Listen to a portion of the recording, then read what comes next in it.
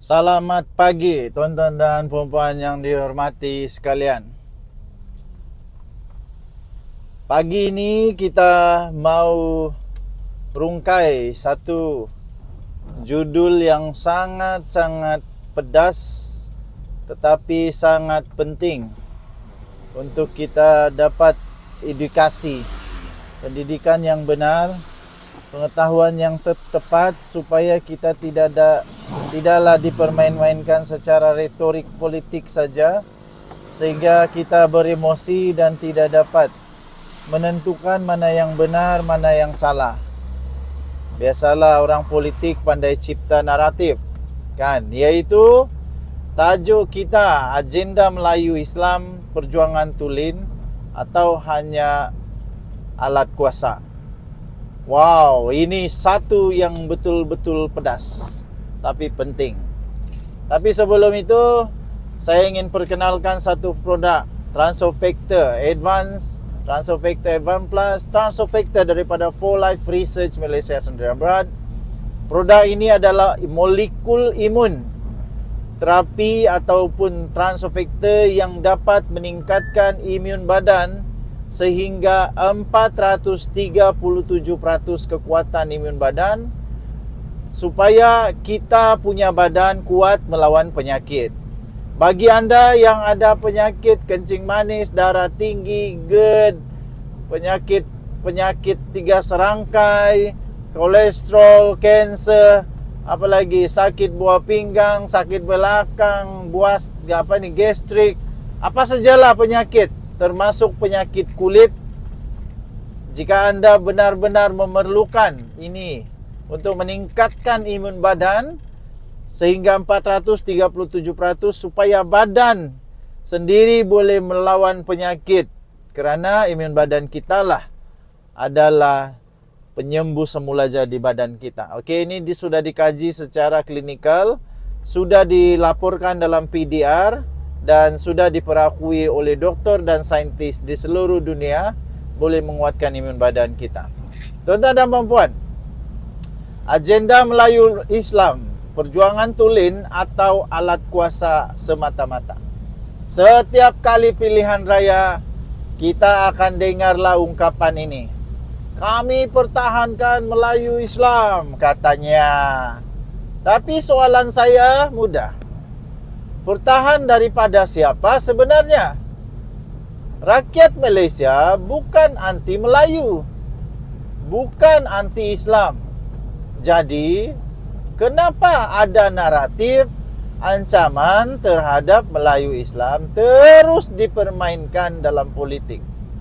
Adakah ini benar-benar satu soal prinsip atau sebenarnya suatu alat kuasa untuk kekalkan pengaruh politik? Tuan-tuan dan puan-puan, dalam konteks sejarah, sejak merdeka, isu Melayu Islam memang sudah jadi tulang belakang kepada struktur negara. Melalui dasar ekonomi baru, sistem pendidikan kota, bahkan perlembagaan. Tapi sejak reformasi tahun 1998 dan lebih ketara, selepas PRU 14, wacana ini semakin berubah. Ia bukan lagi sekadar dasar keadilan sosial, tapi sudah menjadi satu alat retorik politik yang sangat kuat. Semakin banyak pula rakyat soal integriti, semakin kuat retorik agenda Melayu terancam dimainkan. Siapa cabar kerajaan dianggap anti Melayu. Siapa minta ketelusan dituduh agen asing. Semua atas nama pertahanan Melayu Islam. Tapi mari kita kaitkan dengan realiti semasa. Tapi mari kita tengok fakta. Berapa peratus sebenarnya orang Melayu yang masih ketinggalan dari segi ekonomi? Walaupun agenda Melayu kononnya diperjuangkan sejak 50 tahun yang lalu.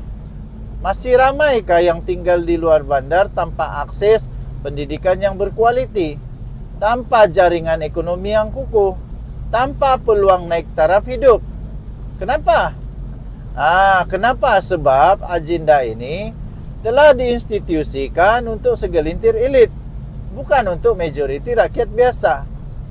Tuan-tuan dan puan-puan, sedarlah, rakyat Melayu sebenarnya semakin bijak dan sudah bijak, sudah kaya raya, sudah hebat-hebat semua. Rakyat Melayu semakin bijak.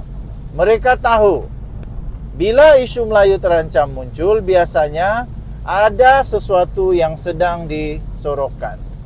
Yang kita takut ialah isu-isu seperti rasuah, seperti salah urus tabir, penyelewengan, krisis kepimpinan dalam parti politik, dan bila semua itu meletup, barulah keluar skrip kami pejuang Melayu Islam. Persoalan yang kritikal untuk kita, tuan-tuan dan puan-puan, adakah memperjuangkan Melayu Islam itu salah? Jawapannya langsung tak salah dan perlu. Tapi kita kena tanya, siapa yang sebenarnya betul-betul pejuang? Yang beri pendidikan percuma kepada anak Melayu luar bandar, yang lawan rasuah dalam institusi Islam, yang sediakan peluang kerja dan mobiliti sosial, itulah pejuang sebenar. Bukan yang naik pentas menjerit-jerit Melayu Islam, tapi poket sendiri penuh dengan kontrak. Tuan-tuan, sebagai penutup, kalau kita terus biarkan naratif ini diperalatkan, kita akan terus berpecah. Bukan kerana agama atau bangsa kita, tapi kerana kita ditakutkan oleh pemimpin yang tak ada hala tuju yang jelas. Melayu Islam bukan perlu dibela dengan retorik, tapi dengan dasar, etika dan kejujuran. Dan rakyat Malaysia, terutamanya Melayu sendiri, perlu bertanya, adakah kita sedang diperjuangkan atau kita sedang dipergunakan? Setiap kali terdesak, politikus akan mainkan Melayu Islam. Tapi siapa sebenarnya yang terlancam? Melayu atau kuasa politik mereka? Tinggalkan komen anda. Apa pendapat anda? Jika anda suka video-video yang keras, tegas, jujur, ikhlas, bebas seperti ini, pastikan anda tekan butang like, subscribe dan share video ini kepada teman-teman anda. Denyut nadi suara rakyat bergema di channel ini. Jangan lupa tekan butang subscribe, like dan share. Malaysia kita punya, cintai Malaysia aku, kita jaga kita. Kita jumpa lagi, bye-bye.